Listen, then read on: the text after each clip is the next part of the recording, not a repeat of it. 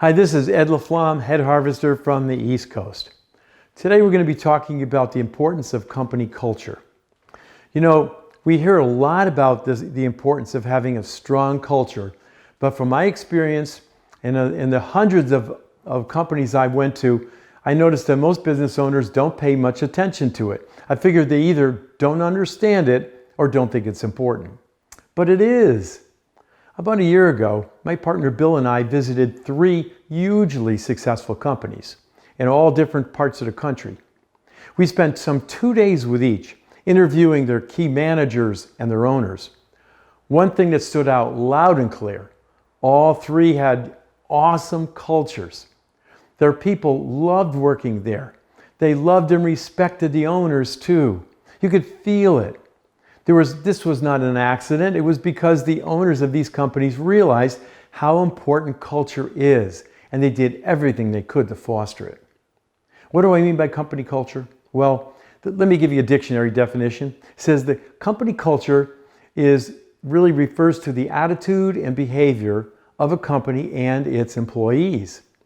You know, I can visit a company, I've visited hundreds, and I can walk in, talk to a few folks, walk around a bit, and I can literally feel whether they have a positive or negative spirit or culture. I can sense the attitude and the behaviors. Unfortunately, many small businesses, they just don't have a good culture. Matter of fact, the Gallup organization said that only 19% of American workers are fully engaged.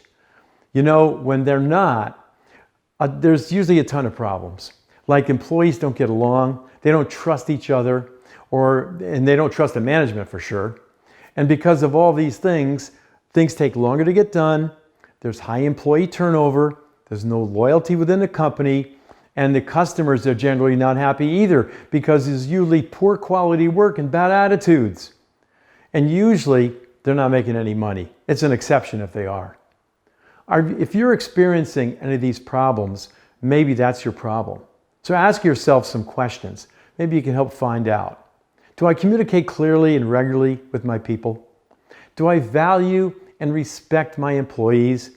And do they value and respect each other? Can I trust that when I tell someone to do a job, that they're going to get it done and get it done right? Do I hold my managers accountable? And do they hold each other accountable? Are the company policies being followed and enforced? Is learning and development encouraged?